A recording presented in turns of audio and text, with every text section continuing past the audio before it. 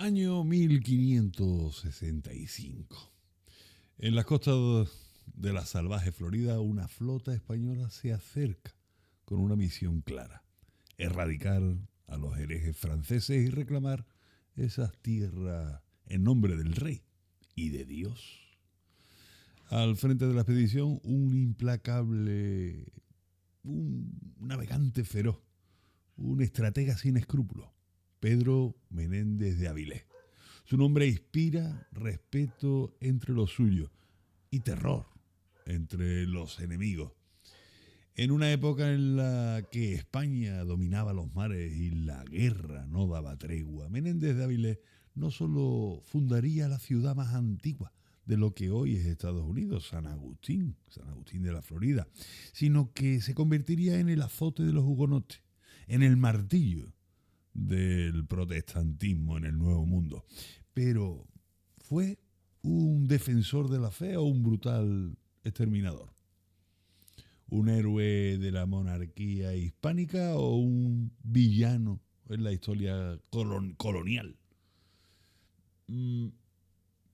Hoy, en Antena Historia, exploraremos la vida, conquistas y legado de uno de los hombres más temidos, admirados de la América española. Así que prepárate para adentrarte en la historia de traiciones, batallas y ambiciones sin límites. Bienvenido a la historia de Pedro Menéndez de Avilés.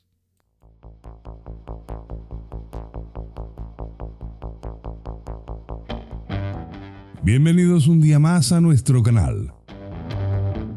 Soy Antonio Cruz y esto es Antena Historia.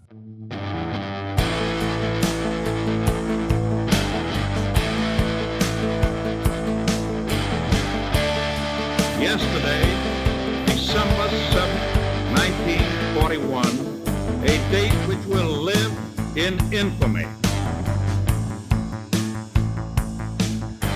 En el día de hoy, cautivo y desarmado el ejército rojo, han alcanzado las tropas nacionales sus últimos objetivos militares. Veréis, en el siglo XVI era una época crucial en la historia de la expansión europea hacia el Nuevo Mundo. Tras el descubrimiento de América, en 1492 por Cristóbal Colón, España se consolidó como la potencia dominante de las Américas, estableciendo vastos territorios bajo su control. Sin embargo, no fue la única nación interesada en explotar las riquezas de este continente recién descubierto. Por otra parte, Francia e Inglaterra, que también ansiaban el botín de las nuevas tierras, comenzaron a desafiar el dominio español, abriendo un nuevo capítulo en la competencia imperial. Los franceses, por ejemplo, se concentraron en la zona del río San Lorenzo y la región de la Florida, buscando establecer colonias en América del Norte. Por su parte, Inglaterra, o sea, los ingleses, más tarde, intentaron plantar su bandera en la costa este del norte de América, marcando el inicio, pues, de un siglo de rivalidad. Este ambiente de tensión entre naciones se intensificó cuando los franceses, liderados por los hugonotes, o sea, los protestantes franceses, fundaron en 1562 el fuerte Caroline, en la región de la Florida, desafiando directamente el control español. España, bajo el reinado del rey prudente de Felipe II, no podía permitir que sus territorios del Nuevo Mundo quedaran amenazados por una potencia rival. Y fue entonces cuando Pedro Menéndez de Avilés, uno de los más hábiles navegantes y estrategas de la época, fue enviado con la misión de erradicar la presencia francesa en la región y consolidar así la supremacía española. Así, en un siglo de intensos conflictos, alianzas cambiantes y exploraciones constantes, España, Francia e Inglaterra se disputaban no solo el control territorial, sino también la supremacía en la cultura, la región la religión y el comercio, factores que determinarían el rumbo de la historia americana. Veréis, la Asturias del principios del siglo XVI era una región marcada por una economía marinera y pesquera. Vivían bajo el control político, por supuesto, de los reyes católicos que buscaban consolidar su poder en ese momento en España. Menéndez creció en un ambiente donde el mar no solo era un medio de subsistencia, sino también una plataforma para la aventura y el poder. A esta tierra le debía su amor por la navegación y por el comercio, pero también una firme creencia en el deber de servir a la corona, lo que lo impulsó a embarcarse en su carrera hacia América. Desde temprana edad, Pedro mostró actitudes como marinero y a los 20 años ya había comenzado su carrera naval, inicialmente, evidentemente, en la Armada Española. Su destino, sin embargo, no se limitaba a las aguas europeas. A lo largo de los años, Menéndez demostraría una astucia militar y política notable que lo llevaría a comandar importantes expediciones en el Nuevo Mundo y eventualmente a convertirse en uno de los personajes clave en la historia de la España americana o de la América española, como digo yo muchas veces. Pero bueno, no nos vamos a adelantar. Veréis, Pedro Menéndez de Avilés nació el 15 de febrero de 1519 en la ciudad de Avilés, por eso se llama Pedro Menéndez de Avilés. Si hubiese nacido en Sevilla, pues sería lo mismo Pedro Menéndez de Sevilla, pero bueno, en este caso es Avilés, un puerto situado en la región de Asturias, en el norte de España. Ya sé que tú lo sabes porque eres español, pero hay gente al otro lado del charco que me está viendo y no lo es. Por lo tanto, tengo que decirle dónde está, en el norte de España. Pedro nació en el seno de una familia de la pequeña nobleza asturiana, los Menéndez, que, bueno, aunque pertenecían a la alta aristocracia, digamos que gozaban de un estatus respetable dentro de la comunidad. No pertenecían a la alta nobleza, pero bueno, ahí estaban, ¿no? Eran gente importante. Su padre fue Juan Alonso Sánchez de Avilés y era un hombre con vínculos familiares que le permitían mantener una posición relativamente acomodada, mientras que su madre, María Alonso de Arango, provenía de una familia de la nobleza local. Bueno, pues esta conexión con la nobleza, aunque no rica, permitió a Pedro una educación que lo acercaría a la corte y a las oportunidades que le ofrecían las expediciones militares y el comercio en el momento. Quedó huérfano de padre a eso de los 8 años de edad. Además, su madre contrajo nuevas nupcias y Pedro se encontró, de momento, con 19 hermanos más. Y sabéis lo que significa esto, ¿no? Pues que le quedaba prácticamente la calle para correr, o sea, que no heredaría absolutamente nada. Esto lo tuvo Pedro Menéndez de Avilés muy claro desde que tenía uso de razón, ¿no?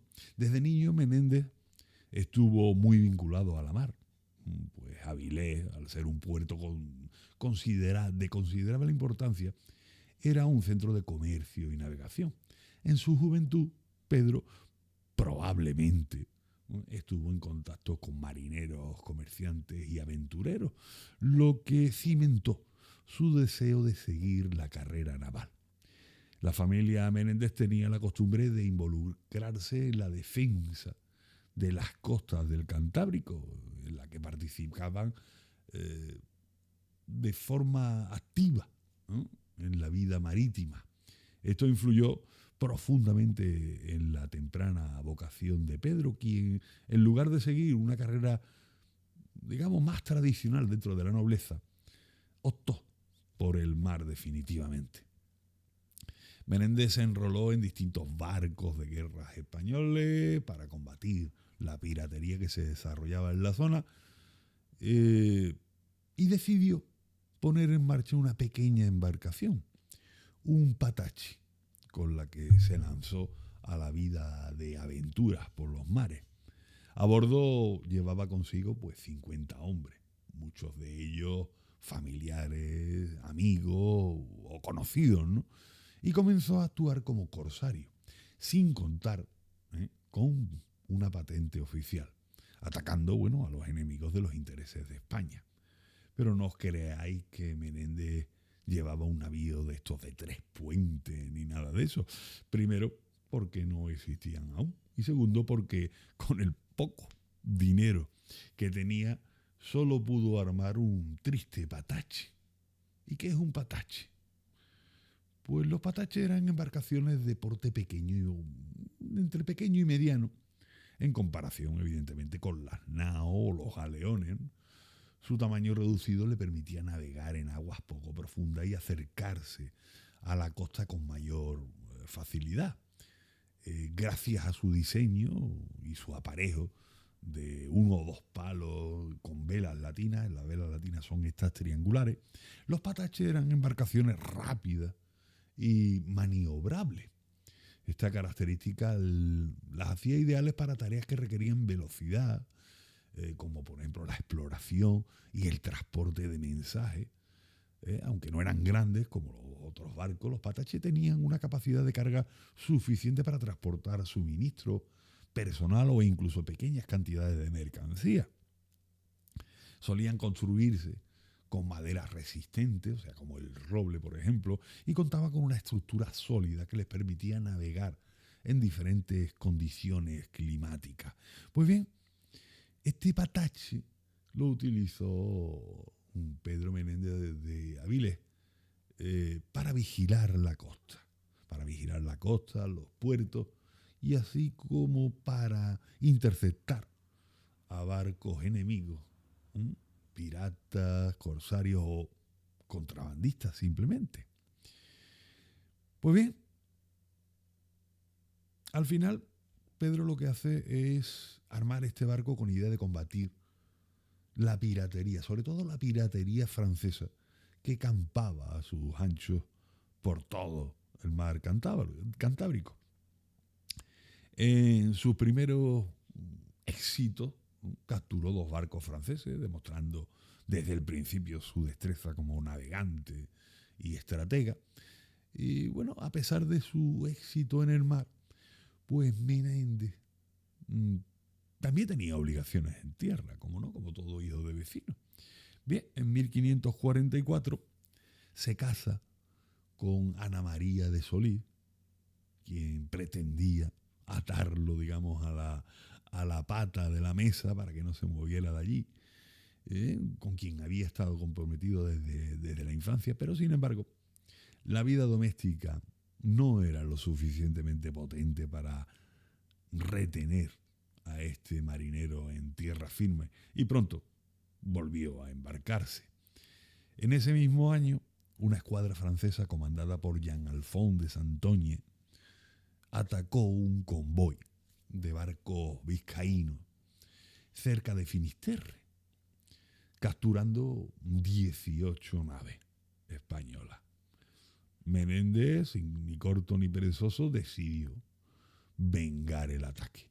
Persiguió a los franceses hasta el puerto de La Rochelle, en Francia, donde se habían refugiado. Tras un enfrentamiento directo, consiguió recuperar 5 naves. Y además, en un acto de valentía, abordó la nave capitana y mató personalmente a Jean-Alphonse de Santoñe. A pesar de la presencia de todas las fuerzas francesas en el puerto, imaginaros, había castillos, había defensa, Menéndez logró escapar con su botín, ¿no? Su éxito en este enfrentamiento pues le granjeó la admiración del emperador, de Carlos I de España y bueno, y V de Alemania, como se decía antes, bueno, V del Sacro Imperio Romano Germánico, ¿no? Quien, reconociendo su capacidad y valentía, le dio autorización para seguir combatiendo a los franceses en las costas españolas. O sea que le dio ya patente de corso. Gracias a su esfuerzo, las incursiones francesas por las costas gallegas, asturianas y vascas cesaron casi por completo. O sea que ya le tenían miedo a este hombre. La fama de Menéndez de Avilés creció tanto que en 1554 el emperador le encomendó una misión aún más ambiciosa, que fue trasladarse a Flandes, donde continuaría pues demostrando su destreza en la guerra naval. Recordad que ya estamos metidos en la guerra de los 80 años en los Países Bajos. El año siguiente, en 1555, renunció. Bueno, me voy a adelantar porque ya me iba. En estos momentos ya el emperador Carlos ya se encontraba, digamos, abrumado, ¿no?, por las cargas de su imperio. Y la verdad es que empezó a rondarle la cabeza para retirarse a la vida monástica. Como digo, entre 1554 y 55, Carlos I abdica de sus títulos en una serie de ceremonias, ¿no? En el 1555 renuncia a sus posesiones en los Países Bajos y en el Franco Condado, en favor, por supuesto, de su hijo Felipe. Al año siguiente renuncia a las coronas de Castilla y Aragón, así como de sus posesiones en Italia, y finalmente en 1558 abdica del título de emperador del Sacro Imperio Romano Germánico en favor, esta vez, de su hermano Fernando. Y como todos sabéis, pues terminará sus días en el monasterio de Yuste.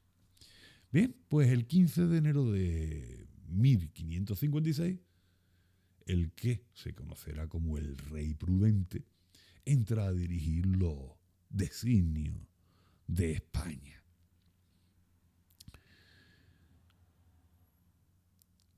Como sabéis, bueno, como dice el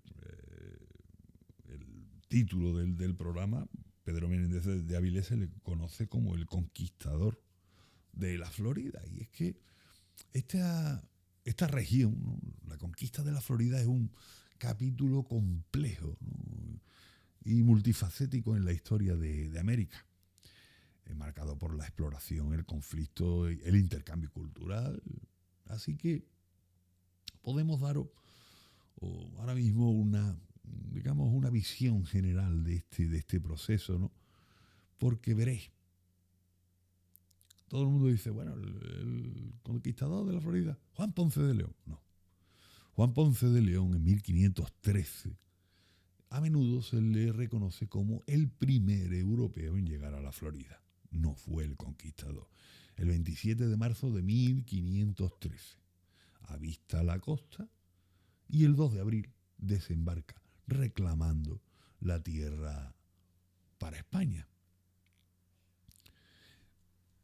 Usted dirá, ¿por qué se llama la Florida? Hay mucha gente que se cree que es porque cuando se llegó allí se encontraron muchas flores preciosas y de olor intenso, de multitud de colores.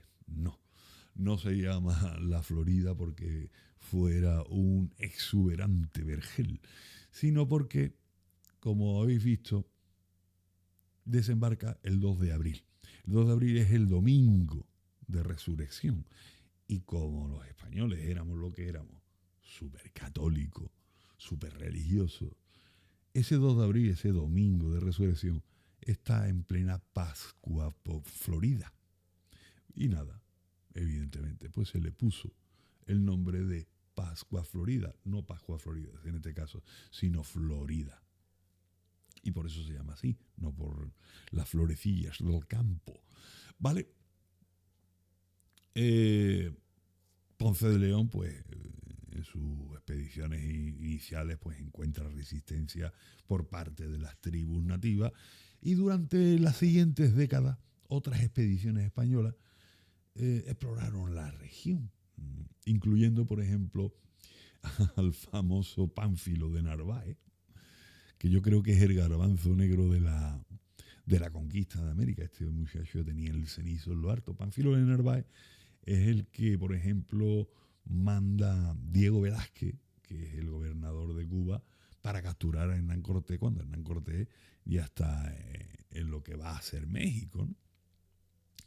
Pánfilo pues desembarca allí en las costas del actual México, Hernán Cortés se entera y se va rápidamente a enfrentarse con él, lo derrota y encima en un enfrentamiento personal pues le saca hasta un ojo, ¿no? Bueno, pues este Pánfilo de Narváez también lo vemos en la Florida en 1528 con una expedición de 9 barcos y unos 600 colonos, que incluso en este caso va el famoso Cabeza de Vaca. Cabeza de Vaca lo hice junto con otros exploradores, creo que lo nombré en el programa que lo tenéis aquí en YouTube, ¿cómo se llamaba? De Francisco Vázquez Coronado. Ahí creo que hablo de Cabeza de Vaca porque fijaros, Cabeza de Vaca, o sea, la corona se fijaba más bien poquito de este Pánfilo de Narváez. Yo no sé si eres un Pánfilo, viene de este nombre, no lo sé. Quizás sea por eso, ¿no? Pero bueno, se fiaba un poquito de este muchacho y le endosan como contador de la expedición a Cabeza de Vaca, ¿no?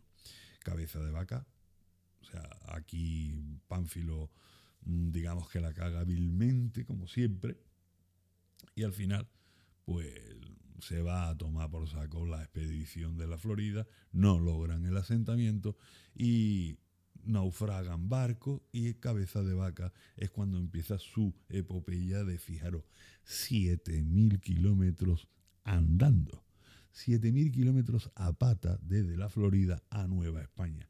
Increíble. Es una historia que os recomiendo que leáis, ¿no? O investiguéis, ¿no? De Cabeza de Vaca. Bueno, después de Cabeza de Vaca viene otra expedición más de Hernando de Soto, un tío súper importante, que algún día haremos un programa. Una expedición que dura desde 1539 a 1542, encontrando una fuerte resistencia por parte de los nativos. Digamos ya casi es el semiconquistador de la Florida, aunque no llega a prosperar el asentamiento de Hernando de Soto.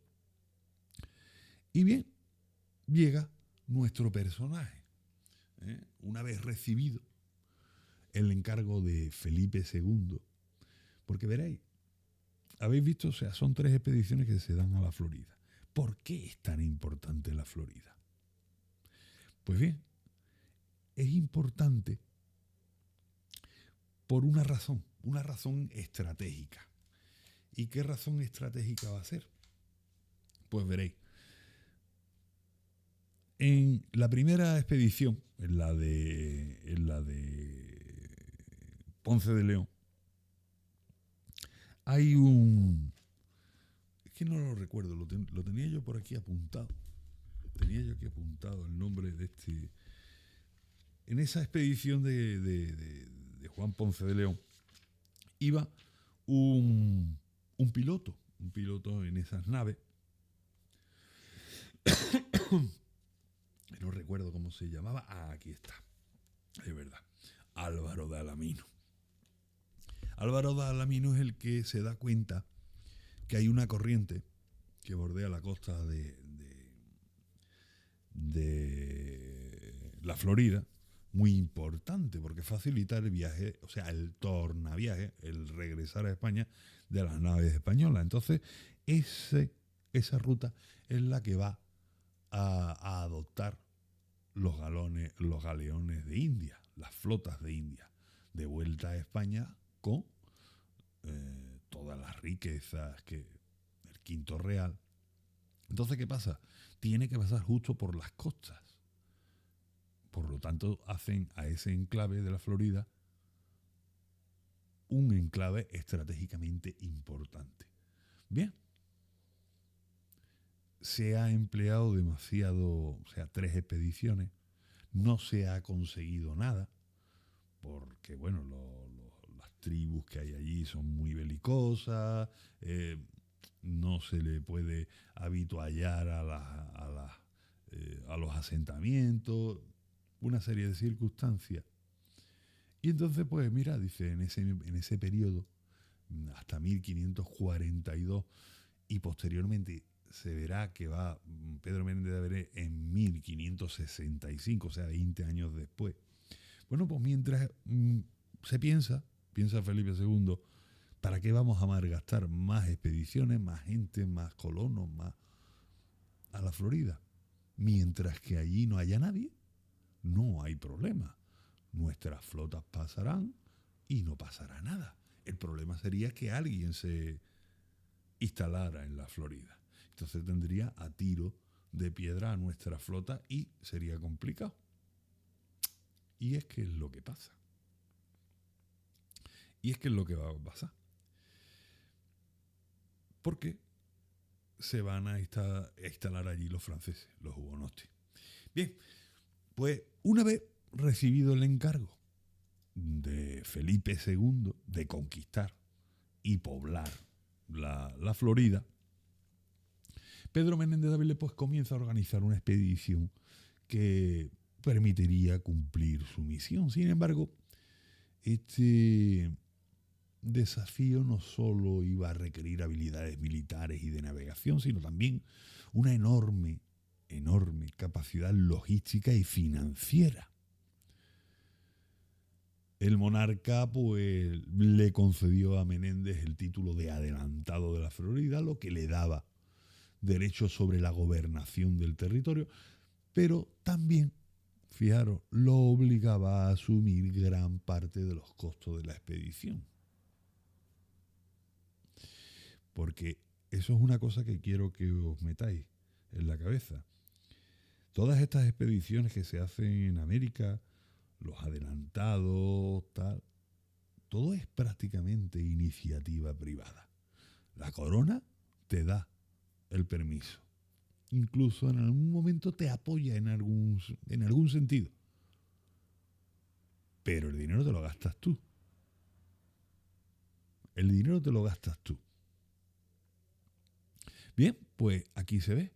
Lo nombra adelantado de la Florida, le da el permiso para que se asiente allí, pero gran parte lo obliga a asumir los costos de la expedición y para ello, pues claro, Pedro Menéndez de Avilés pues recurre a su fortuna personal, ya tiene bastante dinerito, ya es un tío con cierto nombre en España, por supuesto a inversores privados que también les pide dinero y bueno, y algunos préstamos. Su objetivo está claro y es establecer un asentamiento español permanente en la Florida y eliminar la amenaza francesa de Fort Caroline. Bien, pues la expedición se compuso por 11 barcos y aproximadamente unos 1.500 personas, ¿no? Entre soldados, marineros, colonos, religiosos y artesanos, ¿no?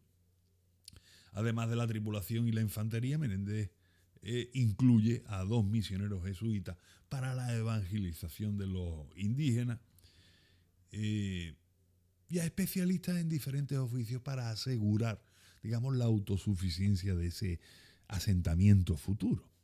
Bien, la travesía hacia la Florida no estuvo exenta de dificultades. Menéndez partió de Cádiz, se desalojó de Barrameda el 29 de junio de 1565, pero el viaje resultó ser prácticamente una prueba de resistencia, ¿no? Poco después de zarpar, la flota se vio afectada por violentas tormentas que dispersaron los barcos y retrasaron su llegada a América. A medida que se alargaba esa travesía, las provisiones lógicamente comenzaron a escasear, lo que generó tensiones entre los hombres. Como era común en esas largas expediciones marítimas, las enfermedades como el escorbuto y la disentería comenzaron a afectar a la tripulación. Además, algunos hombres descontentos con las duras condiciones intentaron desertar. Bueno, a pesar de todas estas adversidades, pues Pedro Menéndez de Avilés demuestra su liderazgo y determinación, logrando reagrupar su flota y llegar finalmente a las costas de Florida el 28 de agosto de 1565, el día de San Agustín. Y como dije antes de Ponce de León con la Florida, como los españoles en aquella época éramos muy católicos, no como ahora, sino éramos muy católicos, pues si se llega al día de San Agustín, va a inspirar el nombre del asentamiento que se va a fundar, San Agustín de la Florida. El viaje, como veis, había sido un desafío titánico, ¿no? Pero lo peor aún estaba por venir. El enfrentamiento con los franceses de Fort Caroline y la consolidación del dominio de la región era algo importantísimo y que había que hacer ya. Tras superar las adversidades del viaje, pues de los Menéndez de Avilés y su flota, como he dicho, llegan el 28 de agosto, el día de San Agustín, motivo por el cual se bautiza la de San Agustín, y sin perder tiempo se desembarca el día 6 de septiembre. Empieza la construcción del asentamiento. Desde el primer momento la expedición de Menéndez tuvo que actuar con rapidez, ¿no? La amenaza de los hugonotes franceses de Fort Caroline, situado a unos kilómetros más al norte, hacía imposible fortificar de forma bien hecha, podríamos decir, con buena construcción, ¿no? La fortificación de la posición de Española. Así que, bueno, es imprescindible fortificarla. Bueno, se hace una empalizada, se empieza a construir pensando que los hugonotes van a venir a por San Agustín. Con la ayuda de sus hombres y utilizando pues materiales disponibles en la zona, comenzaron la construcción de un fuerte rudimentario, cimiento de lo que se convertiría después, como sabéis, en San Agustín de la Florida, la ciudad más antigua de los Estados Unidos, aún habitada, todavía existe, ¿vale? Bien, el 8 de septiembre, 2 días después de 1565, en una solemne ceremonia religiosa, el padre Francisco López de Mendoza oficia una misa. Y esta misa es de acción de gracias. ¿Os suena? Acción de gracias, considerada por muchos como el primer día de acción de gracias celebrado en América del Norte. ¿Vale? Prácticamente un siglo antes de los de Plymouth, del Mayflower. No sé si en este caso comieron pavo, creo que no, pero bueno. Bien, en ese mismo acto, Menéndez de Avilés toma posesión oficial de la Florida en nombre del rey Felipe II, marcando el inicio de la presencia española definitivamente en esta región. Bien, desde su llegada, los españoles entran en contacto con los timucúas. Los timucúas son los nativos que habitan esta región, ¿no? Los mayoritarios. Al principio, pues la resistencia, la relación fue tensa, ¿no? Como es normal, ¿no? Pero Menéndez supo negociar con algunos caciques para garantizar la supervivencia del asentamiento. No obstante, la presencia de los europeos generó pues conflicto y resistencia, como es normal. Porque ven, los timucúas dirían, ¿esta gente quién son? ¿A qué vienen? ¿Por qué se quedan? Vamos a ver. Lo que obligó, bueno, toda esta tensión obliga a los españoles a mantener, digamos, una actitud vigilante. Y por otro lado, la fundación de San Agustín no solo tenía un propósito militar de defenderse de los hugonotes, posible ataque que pudiera venir, sino también un propósito religioso. Además de ser, como digo, un bastión contra los franceses, era el primer paso para expandir la evangelización en la Florida y consolidar el dominio español en el sureste de Norteamérica. San Agustín se convertiría en un hito fundamental en la historia de la colonización española, ¿no? Precediendo en más de 40 años, por ejemplo, a Jamestown, ¿no? En 1607, y en más de medio siglo a los de Plymouth, a los en 1620, que son los del Mayflower, ¿no?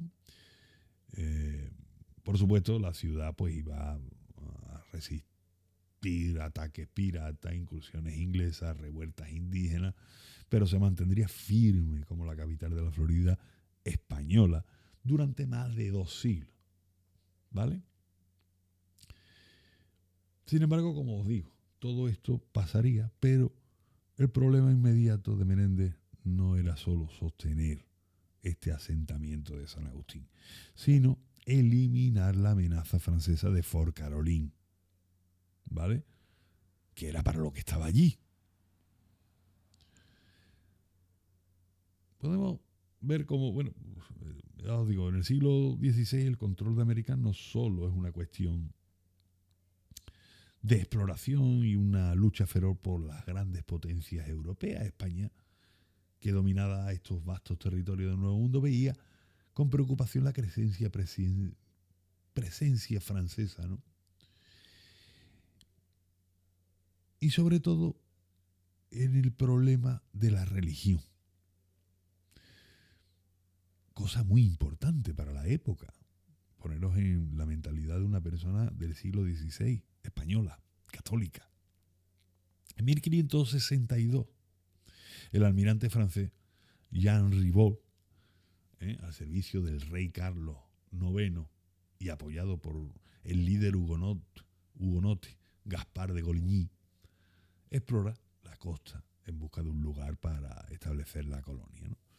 Su intención era fundar un refugio para los protestantes perseguidos en Francia y al mismo tiempo crear un enclave estratégico que le permitiría a los franceses disputarle el dominio de las rutas comerciales del Caribe a España. Bueno, pues Ribault, el almirante, Jean Ribault, deja un pequeño grupo de colonos en Charlesfort, en la actual Carolina del Sur. Pero bueno, la falta de suministro y conflictos internos pues llevaron al fracaso a ese asentamiento. 2 años más tarde, en 1564, una expedición liderada por René Guillén de Landonnière, perdonad mi francés, pero no lo soy, por eso no lo hablo, logró fundar el asentamiento origen de este programa, que es Fort Caroline, cerca de la desembocadura del río San Juan. Lo que hoy es, por ejemplo, si queréis buscarlo en el mapa, Jacksonville. Jacksonville, en la Florida, ese era el sitio donde estaba Fort Caroline. Esta fortaleza francesa, pues, representaba una seria amenaza para España. Ya se encontraba cerca de sus rutas marítimas, que transportaba los tesoros de las Indias a la península ibérica, y por ahí había 2 problemas, que estaban esta gente amenazando la ruta comercial, pero es que además eran protestantes. Ya eso no, ¿vale? Pues bien,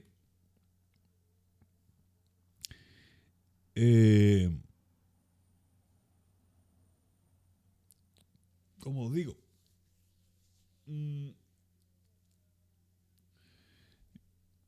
Ribault, el almirante, intentó atacar a Menéndez con su flota.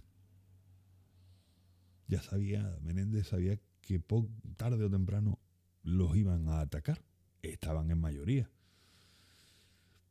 Y bueno, pues el almirante, ya te digo, Jean Ribault, se monta en sus barquitos y quiere atacar el asentamiento de la Florida, de San Agustín.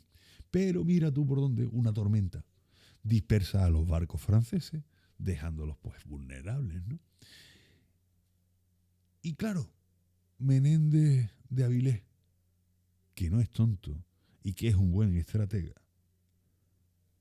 dice 2 y 2 son 4, según las ciencias exactas de la matemática.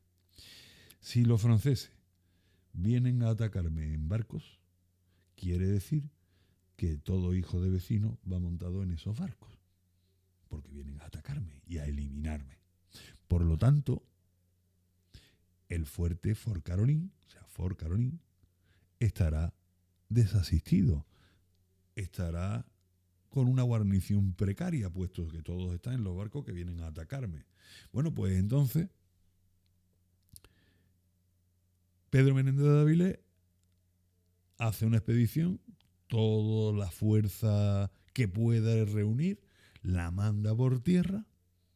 Ojo, no por una planicie, porque aquello no es una planicie, aquellos son pantanos, vamos, no son los Everglades, pero vamos, son pantanos y aquello es un sitio infecto, básicamente para el arte de la guerra. Bueno, pues llega a Fort Caroline y automáticamente pues lo asalta y lo conquista, ¿vale? Los españoles toman el fuerte, matando a la mayoría de los colonos franceses y dejando solo con vida a las mujeres y a los niños, ¿vale? Mientras tanto, teníamos a Jean Riabaul con su flota francesa que había naufragado un poco más al sur, cerca de una ensenada que más tarde se llamará Matanzas. También lo podéis buscar en un mapita de la Florida, la zona de Matanzas. Vale. Te diréis, ¿y ponerle Matanzas a una zona por qué? Bueno, pues ya os digo, Pedro Menéndez de Avilés se entera que Jean Ribault ha naufragado en esa zona y moviliza sus tropas y localiza a los supervivientes franceses, que por supuesto están agotados, sin armas, poco más que, bueno, superviviendo básicamente después de un naufragio. Les ofreció rendirse sin condiciones y, bueno, al aceptar, pues fueron llevados en grupo hasta la costa. Allí, Pedro Menéndez de Avilés toma una decisión que va a pasar a la historia. Una decisión que quiero que la penséis, porque es muy fácil decir esto es una atrocidad, y lo es, y lo es. Pero pensar, Pedro Menéndez de Avilés tiene un asentamiento que es San Agustín, que prácticamente no le puede dar de comer, que no tiene recursos en absoluto, y ¿qué hace con entre 200 y 350 prisioneros franceses, protestantes? ¿Qué hace? ¿Darles de comer? ¿Encerrarlos? ¿Qué? Hay que darles de comer, hay que darles de beber. Y Menéndez de Avilés no tiene ni para él. Y aquí, pues, toma una determinación, que es ejecutar a casi todos los prisioneros franceses, en dos episodios separados, uno el 29 de septiembre y otro el 12 de octubre. Y como os digo, entre 250 y 350 hugonotes fueron pasados por las armas. Bueno, fueron ahorcados. Solo se le perdonó la vida a aquellos que declararon ser católicos y a ciertos artesanos que podrían ser útiles para el asentamiento español. Carpintero, tal, por ejemplo. Pedro Menéndez de Avilés justifica su acción con una frase que podíamos catalogar como lapidaria, ¿no? Porque esa frase dice así, dice, los hice ahorcar, no por franceses, sino por herejes. Así se justifica. Bien, como os digo, esta matanza se da en esa zona que hoy se llama Matanza. Por eso se llama Matanza, básicamente, ¿no? Ya os digo, aquí España y Pedro Menéndez de Avilés acaba absolutamente con toda presencia francesa en América, que, bueno, estaría sin presencia francesa toda América hasta 1682, cuando se fundaría lo que es la Luisiana, ¿no? Así que hasta esa fecha, bueno, y ya os digo, fueron franceses no protestantes los de la Luisiana, se les dejó allí porque además no amenazaban el comercio, que esta era la situación en la que estábamos, ¿no? Pero como ya os digo, es complicado el papel de un un adelantado, tiene que tomar decisiones crudas y a nuestros ojos brutales, pero hay que darse cuenta que es un hombre del siglo XVI, es un soldado, y claro, es complicado ponerse en los zapatos de ese hombre, ¿no? Pero bueno, el hecho es que tras varios años de arduo trabajo en la Florida, pues Pedro Menéndez de Avilés se vio obligado a regresar a España debido a las dificultades del abastecimiento constante, los constantes problemas en su misión de consolidar el asentamiento. Su regreso a la península no fue un retiro, ¿no?, sino un inicio, una serie de misiones que lo mantendrían al servicio de la corona española hasta sus últimos años. Y ya os digo, en 1574 Menéndez de Avilés deja la Florida y vuelve a España, ¿no?, con la esperanza de recibir, no era una vuelta definitiva, sino que tiene que venir a España porque es que ya las cosas están, con la esperanza esa de recibir ese apoyo para su asentamiento para la Florida en América.